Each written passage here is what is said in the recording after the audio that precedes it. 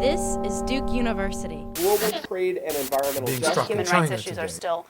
The term Ubuntu. The Alien and Sedition Acts. Is making inferential discovery. The importance of an archive. The John Hope Franklin Center.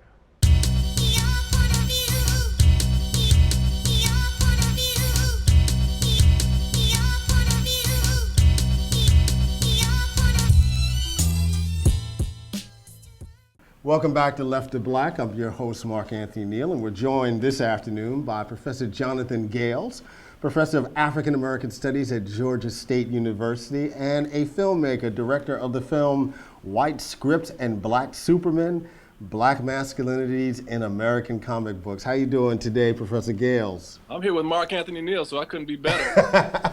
So in some ways, this is really unexplored territory. I mean, the last thing folks think about when they think about comic books, of course, is race and blackness. And not only do you explore in this film, you know, this larger history of black presence in comic books, but the role that these comic book spaces play in articulating different notions of black masculinity. And of course, in the film, you have a wealth of talking heads and thinking heads and folks who are doing illustrations. How exciting was it for you to work on this project?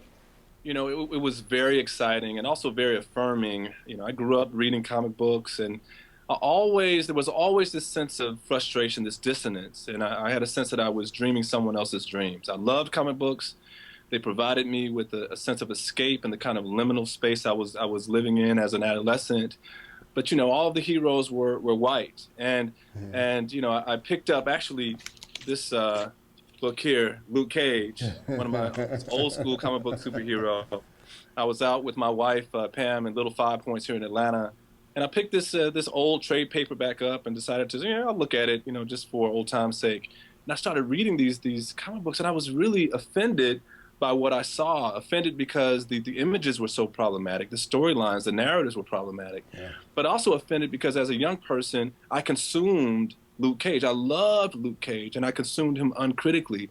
And so to find out that there were many other scholars who are placing comic books within the realm of popular culture and engaging them critically was very affirming for me. So I'm very excited about the state of the project. Yeah, I'm always amazed. You know, we have a common friend and colleague, John Jennings, you know, who of course both teaches comic book history, but also as an illustrator himself.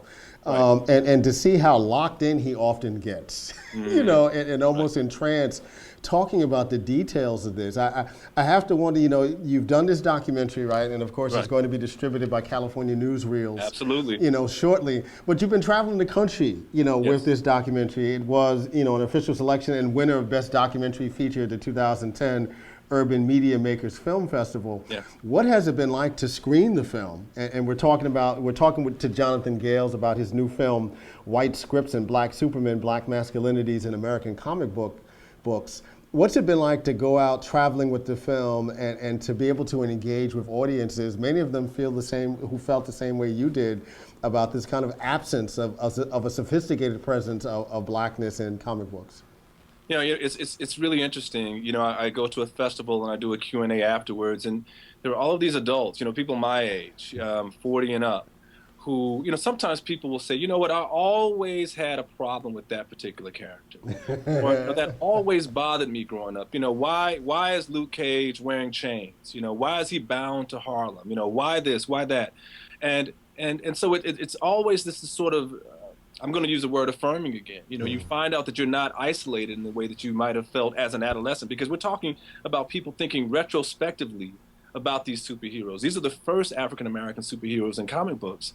And so people reflect back, you know, going back decades, and there are these experiences that are very profound for them. And the other thing that I find is people get upset. You know, I had a young man well, not a young man, in Norfolk at the Mid-Atlantic Black Film Festival who got really upset with me. He said, look, I love the Falcon. Why did you have to ruin the Falcon? But, you know, with bringing all this critical sensibility and stuff to it, right? You just want to enjoy your comic. Exactly. You know, I mean, if we can't escape in comic books, where can we escape? You know? But that's part of the point, is we have to be critical about what we consume. And it really is very ironic. Sometimes people say, well, comic books are for kids. And there are two problems with that statement. First is that it's not true. Comic books right now are really marketed for adults. Right, particularly And graphic two, novels, right? I mean, that's exactly right. Right. And James Peterson uses graphic novels in his class at Bucknell. John. I mean, and many Keanu Whitted at University of South Carolina, Columbia. But the other problem, this is a more significant problem. It's almost as if because something is allegedly marketed towards kids, it's not as important. Right. And if we're marketing it towards kids, we should be even more so. Right. Right. So it's been a very interesting journey for me. We're here with Jonathan Gayles, filmmaker and professor of African American Studies at Georgia State University, talking about his new film, shortly to be distributed by California Newsreels, White Scripts and Black Supermen, Black Masculinities in American Comic Books. One of the working themes that you've been using in talking about your film is this notion of Shaft or Sidney Poitier. Yeah. That the presence of black masculinity in comic books and really broadly in black popular culture has to be one of these two poles, right? It's either someone who is disturbing in the way that Shaft might be read as disturbing, or someone who really acquiescence, right. To whiteness and mainstream culture in the figure of Sidney Poitier. And I get the sense that what you're trying to do with the film really is to collapse and talk about what's going on in between those spaces. Right. No, absolutely. And it's I had to change the title actually, Mark, because there's really more Shaft than Sidney Poitier characters. Absolutely. I mean, let's be clear. And so I think in looking at these characters, Jeffrey Brown, who's at Bowling Green State University, wrote a great book on Milestone Comics, and he talks about the fact that the black masculine body is already a site of hypermasculinity, in terms of how it's constructed and understood. A lot of people have done work in that regard. But then he says, what happens when you make this black masculine body superpowered? What happens? And so he uses this phrase, a potentially threatening cluster of masculine signifiers, and so it becomes too much. Yeah, right. And so what happens is, if you watch the documentary, essentially what we see are these devices used to mitigate the power that these black superheroes might have. And so there are all these devices that undermine their superheroic potential. And I think it's a really, really interesting take on comic books, black masculinity, and popular culture. You mentioned Milestone Comics, and one of the great stories that comes out of your film and recent discussion about comics, particularly with the recent death of Dwayne McDuffie, is this phenomenon known as Milestone Comics. And not enough folks know about this attempt to really put blackness in a proper context in the comic book industry. Right. And Dwayne McDuffie is a giant, and I get so many emails now from the site with people saying, I wish I had known more about him. I wish I had known about his work. I wish Dwayne had been creating his work when I was an adolescent, because to have Dwayne there was almost as if someone was dreaming with me instead of dreaming for me. You know what I mean? And I think, Dwayne's work, and then also we have to understand that there's this really vibrant community of independent artists and writers, and they generally are collectively called the Black Age movement. And there's some clips on the site that deal with these writers and the movement itself. And so there's this vibrant effort to respond critically to this limited range of representation and to expand it in ways that are really, really dynamic and kinetic. And I really want people to take advantage of this opportunity to engage these independent artists that are doing some really incredible work. We're sitting here with Jonathan Gayles, professor of African American Studies at Georgia State University, and a filmmaker, director of the new film, White Scripts and Black Supermen, Black Masculinities in American Comic Books. One of the interesting stories around, the presence of blackness in animation was the short series Black Panther. Something that was produced and the intent that it would be shown on black entertainment television. There were a few episodes very early on that circulated on iTunes that you could download, and of course now you can buy a videotape at least of the first 8 episodes. I was fortunate to watch those first 12 episodes on Netflix. Talk a little bit about the story of the Black Panther. I know sitting there watching it, and I watched it with my 2 young daughters, who the world of girls, who and watching it themselves could reflect they had never seen anything like this, right? And this attempt to, on the one hand, tell black history with a contemporary film, to acknowledge the groundbreaking emergence of Barack Obama, to offer some soft nudges and jabs at the Bush administration and their idea of foreign policy.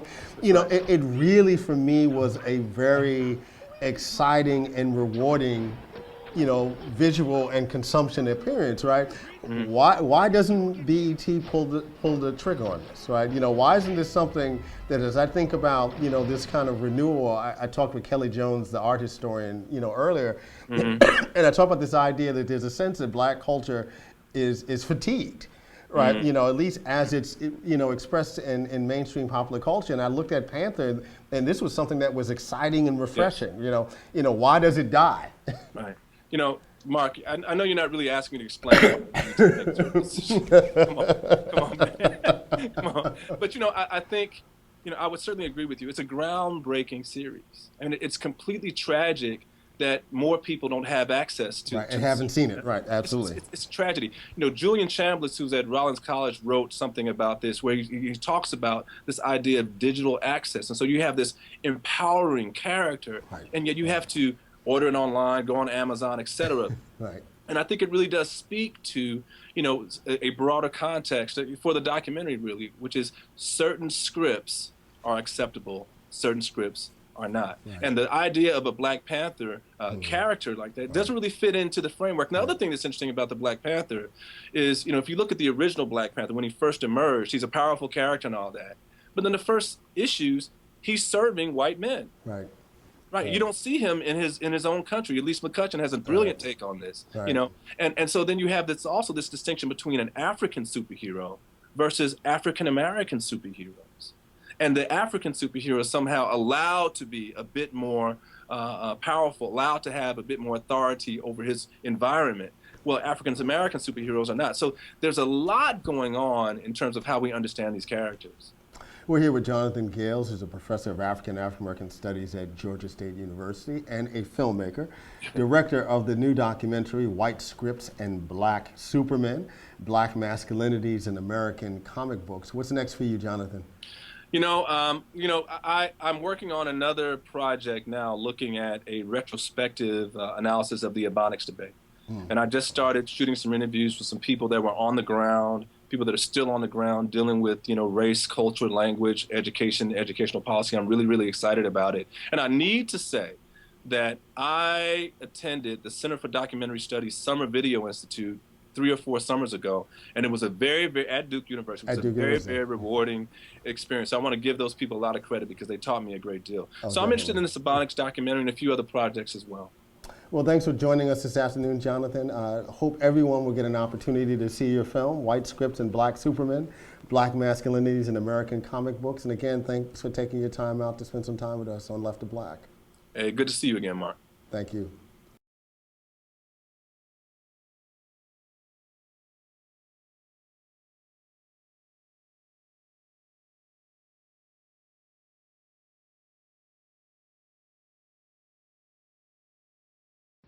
Mwah. Mwah.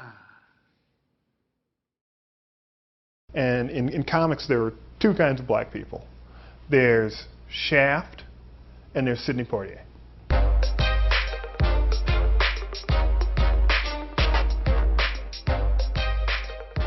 African-American male superhero characters have a burden, an added burden of being seen as sort of hyper-masculine. The larger issue is, even if we've been marginalized, that doesn't mean you turn around and marginalize somebody else. The whole black buck, angry black man stereotype. Until the past 20 years, everyone was writing was white. So whether the depiction was something I embraced or rejected, it's still white people writing. The minute they saw a black comic book in there, they sent the bundles back. So it was a catastrophe for Dell Comics. It really was. He is the exotic African prince. And if somebody like Luke Cage represents one pole of the black superheroes, then the Black Panther is all the way at the other end. Black Panther is the first black character, but he's not the first American who is black in comic book. It's the Falcon. African American is the Falcon. They didn't do a John Stewart comic. They didn't make John Stewart the Green Lantern in their Justice League. They didn't pick up on it because they're very comfortable with what they were doing. Yeah, man, this is weird. I like Luke Cage, but I was also a little bit embarrassed. I never really understood what hero for hire meant. And he said, man, you got to pay him. You don't have to pay, you don't have to pay Hulk. On instinct, he turns green. You know what I mean? And he'll destroy everything, but he'll still get the villain. So I started thinking about that, like, wow, man, I'm spending my lunch money on this. It's Tyra from the Legion of Superheroes. Just the whole premise. 1,000 years in the future, black folks on a planet where the black people are slaves in some slave ship world, and when they are free, they dress up like Victorian Europeans. People kid about it now, they never call them white Superman, but, Jeff Pierce is proud of the name Black Lightning. It's like, I tell people, we had to have something to start with. And where you start has nothing about where you end up. Obviously not.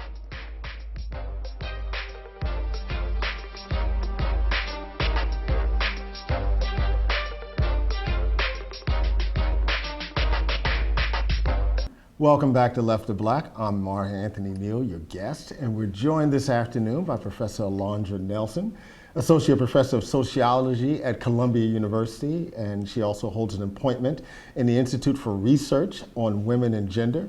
And she's the author of the brand new book, Body and Soul, the Black Panther Party and the Fight Against Medical Discrimination. How are you doing today, Alondra? I'm well, Professor Neal. Thank you for having me.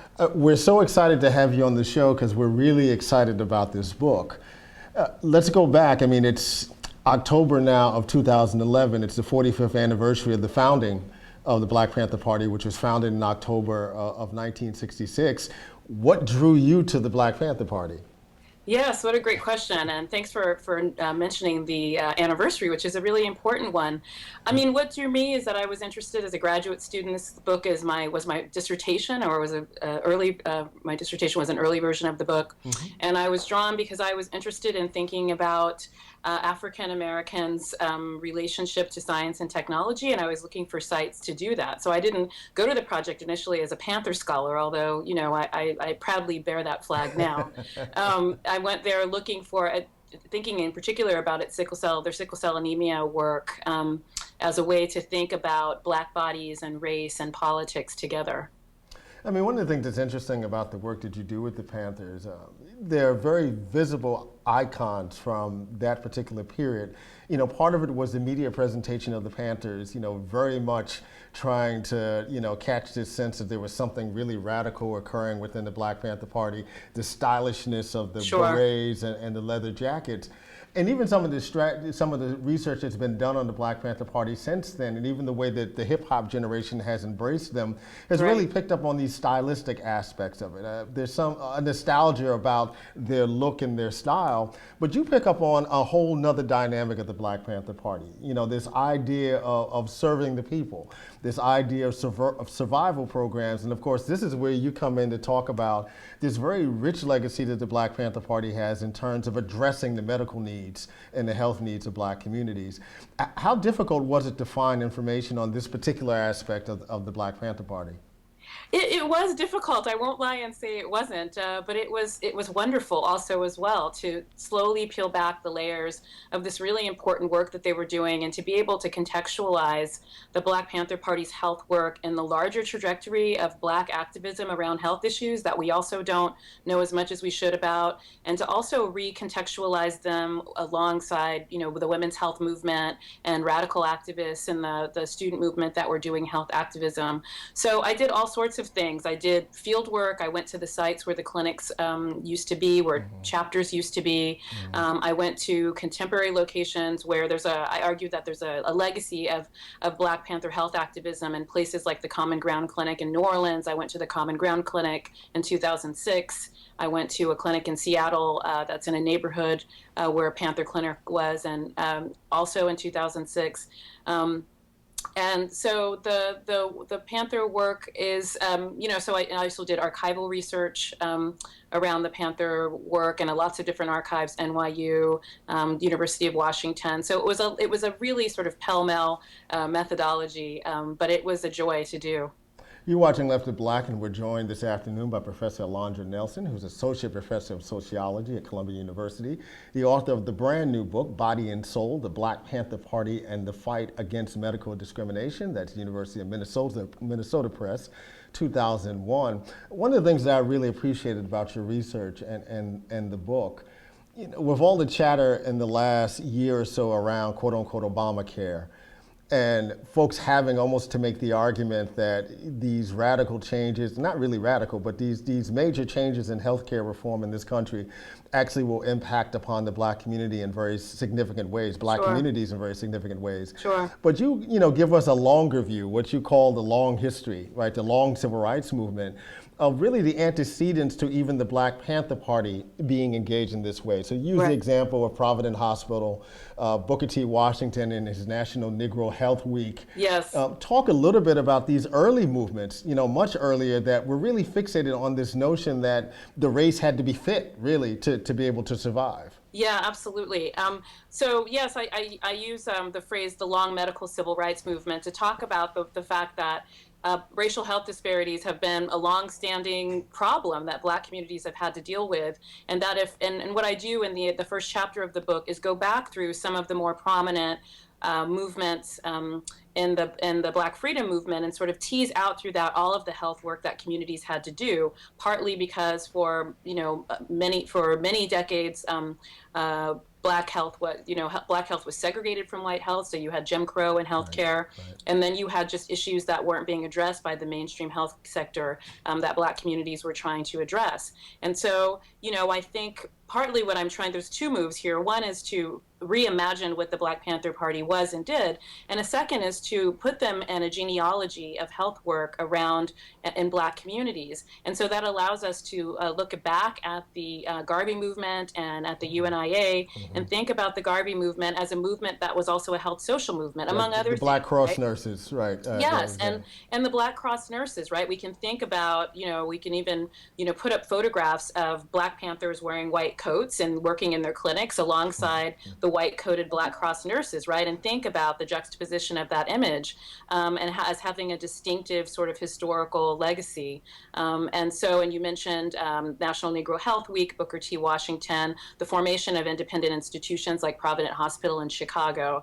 And so, you know, what I want to say is that, of course, the Black Panther Party was responding in particular ways to the health needs of that particular moment, right? After the civil rights movement of that period, the civil rights movement goes on, of course, and responding to those particular needs, but also taking up, right, a longer tradition of health activism in Black communities that was made available to them through their knowledge of the ideas of people like Fanon, Frantz Fanon, and also the activities of Marcus Garvey's Union movement and other Black freedom movements.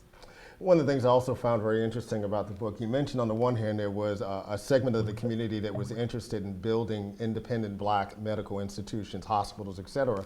But of course you had more traditional civil rights activity with the NAACP and National Medical Association, you know, who were looking at more legal means. And one of the cases that you cite, and of course it's close to home here in North Carolina, you know, in Greensboro, the Simpkins case, where Dr. Simpkins, who was a dentist, of course, you know, had a patient who had an abscess and he wasn't able to find any place, right? The Black hospital was overcrowded. He couldn't get entry to white hospitals. He calls in the NAACP, and eventually they take the hospital, the Cone Memorial Hospital in Greensboro, to court.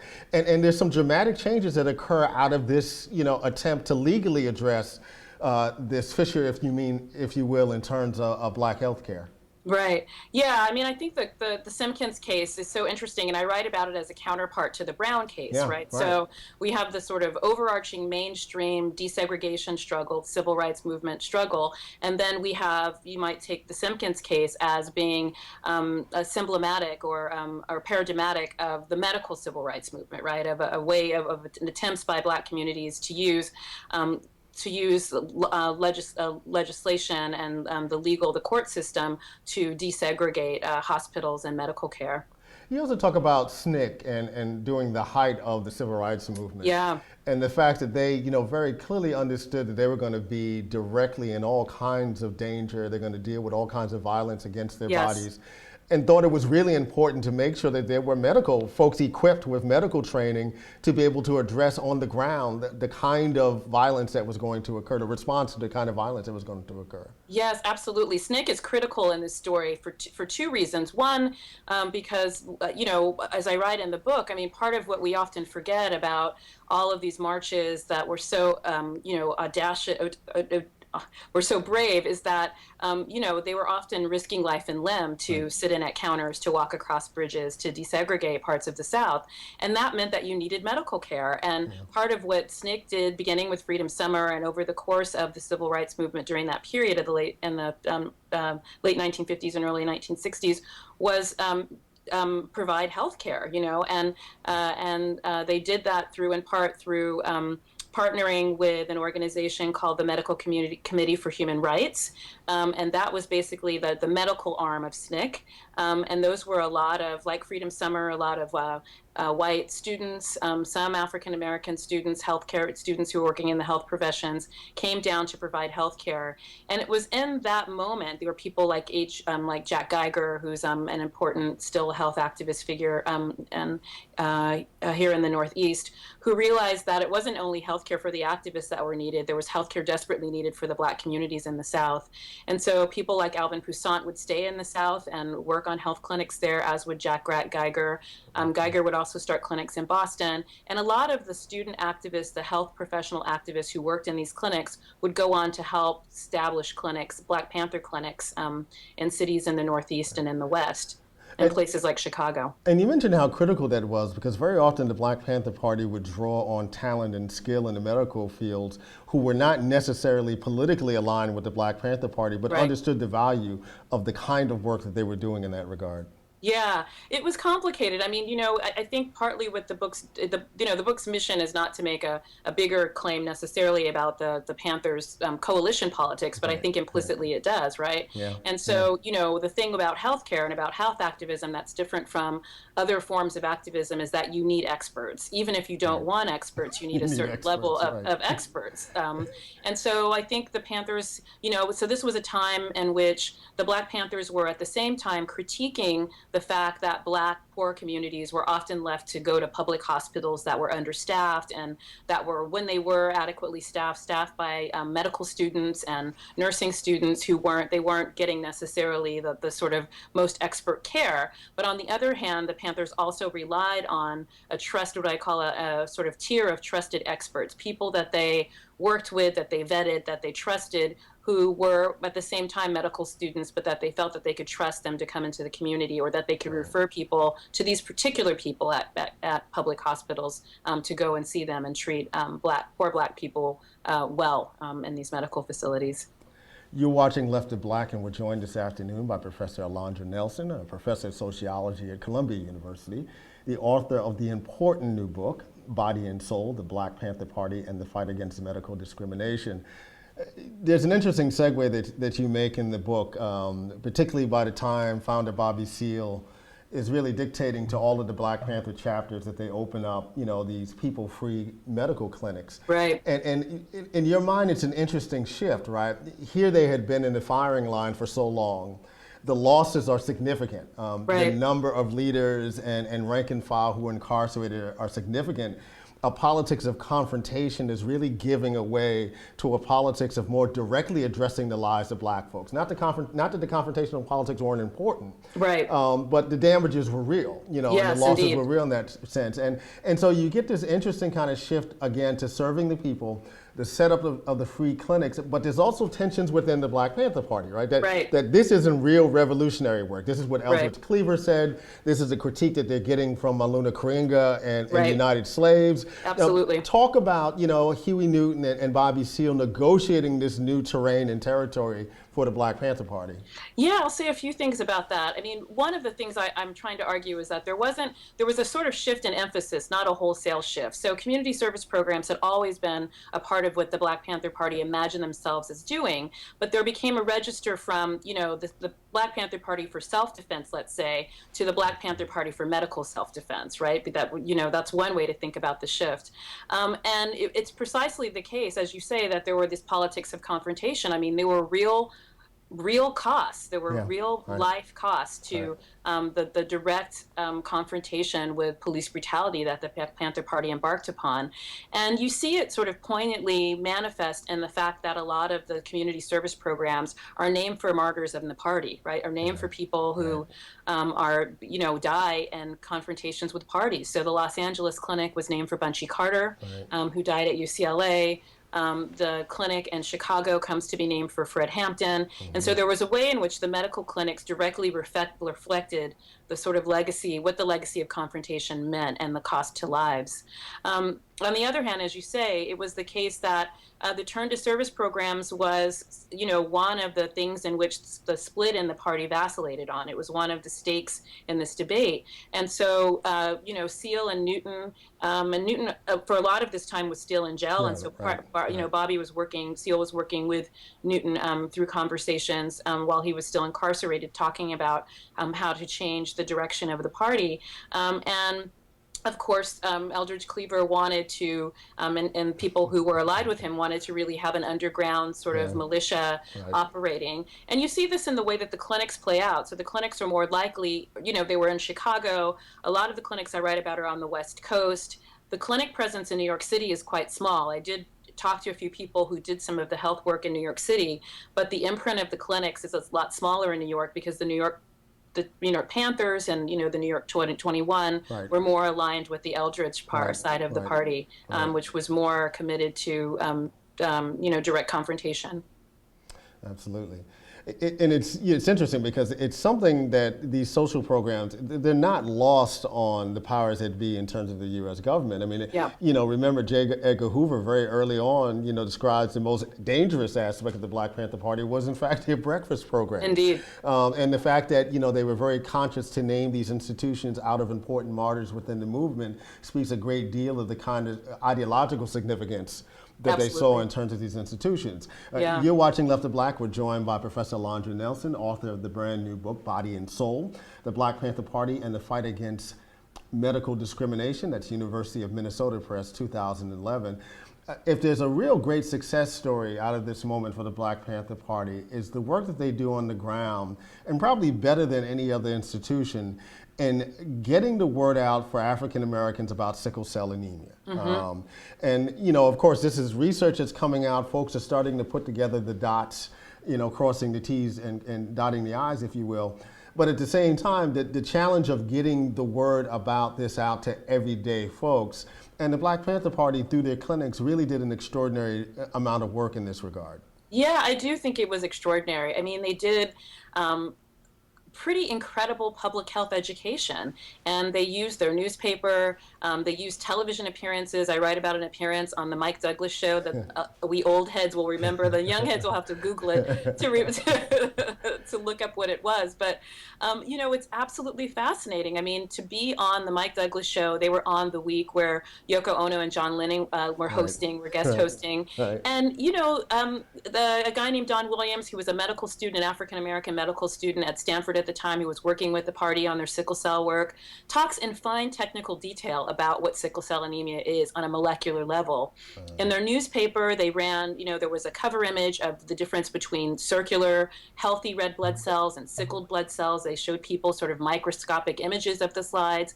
And they also showed, in a kind of genealogical sense, how this genetic disease was passed from parents to children.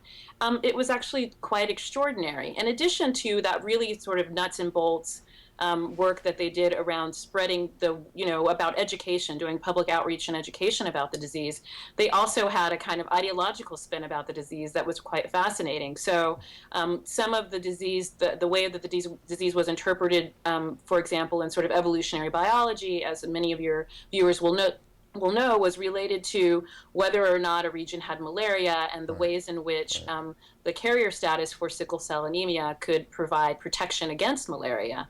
And so that was the sort of historical evolutionary reason why the adaptation for sickle cell came to evolve. But the Panthers put a whole other spin on that and linked that adaptation to the Middle Passage and to slavery, and said, effectively we have this disease because we're strangers in a strange land, and that this strangeness manifests itself on a genetic level. and this is why we have sickle cell anemia disproportionately as a people. One other thing that was also significant about the Panthers at this period of time was the pushback that they engaged in terms of the use of black bodies as kind of a terrain of medical experiential, experimental medical work being done. Could you talk a little bit about that?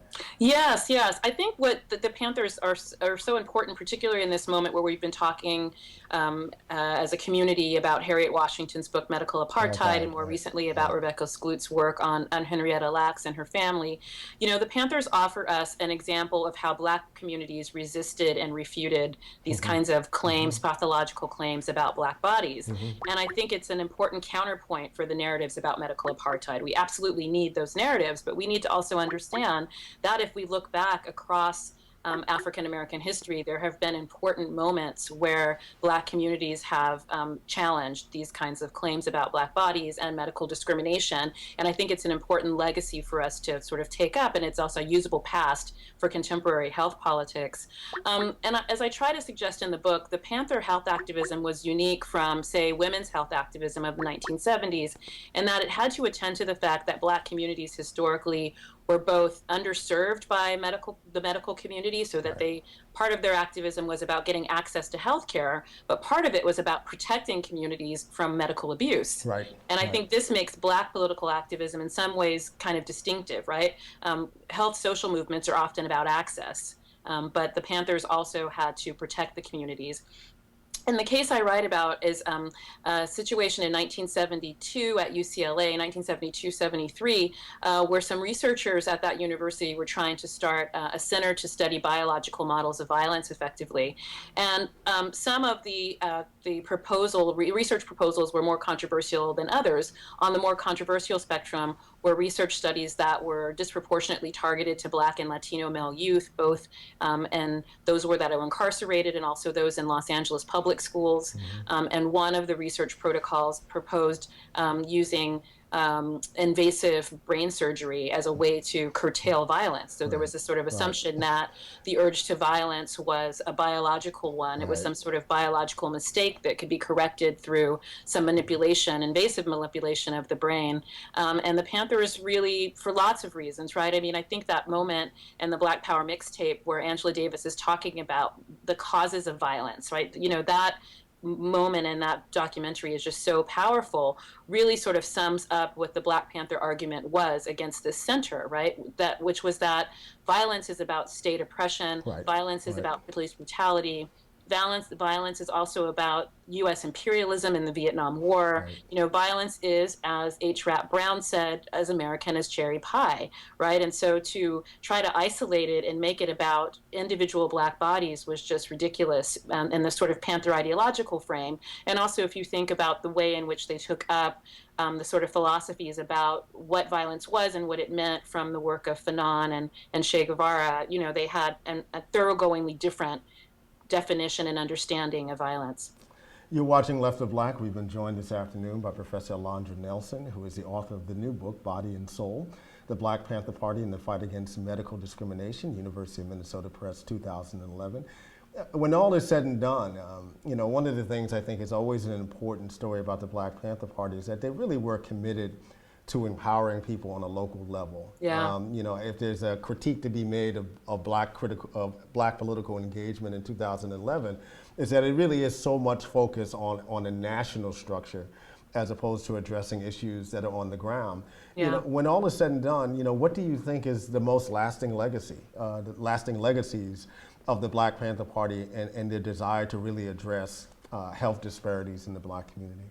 Yeah, I think there are a few important ones. One is this idea of health disparities. One is to really impress upon us, I think, and I hope the book does this work, that racial health disparities are not a new phenomenon, right? That this is the long-standing condition of African Americans in this country, and that the Black Panthers really showed us that this was the case. And so instead of waving our hands about this newfangled, idea of racial health disparities, we need to understand that it has deep, deep structural roots, and that responses to racial health disparities have to go down to these deep structural roots.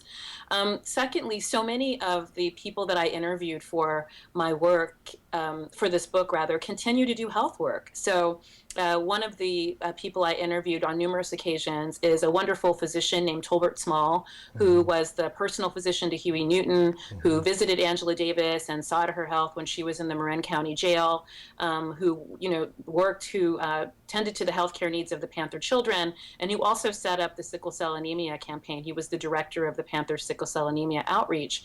And Tolbert Small runs to this day the Harriet Tubman free medical clinic. It's a sliding scale medical clinic in West Oakland, and he sees disproportionately poor people at this clinic, and he's been doing this work for over 40 years. And then there's institutional, so those are that's a personal legacy. And there's a personal legacy in the life of someone like Norma Armour, who worked at the Panther Clinic in both Los Angeles and Oakland, and now does similar types of work in Los Angeles for a health nonprofit to this very day. And then there are the institutional structures that remain, as I mentioned previously.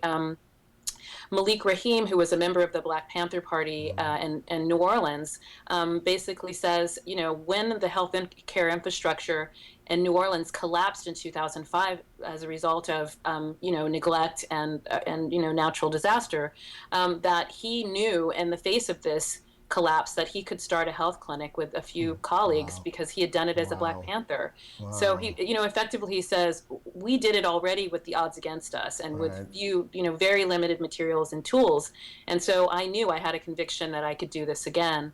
And similarly, as I mentioned a little bit previously, there is a fantastic sliding scale clinic run by a nonprofit in Seattle called the Carolyn Downs Medical Clinic.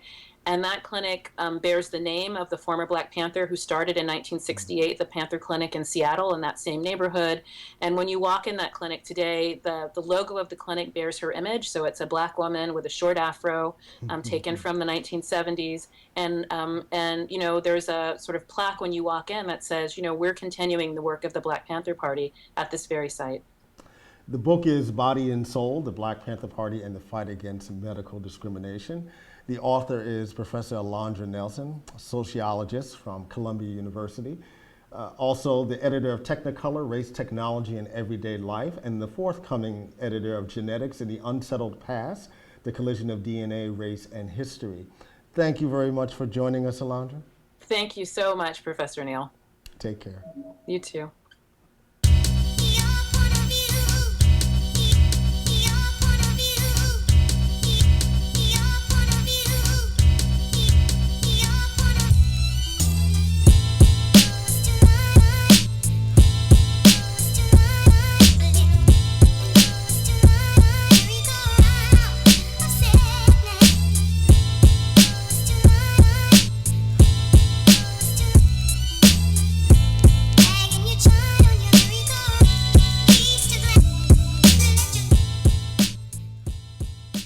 Produced by Duke University.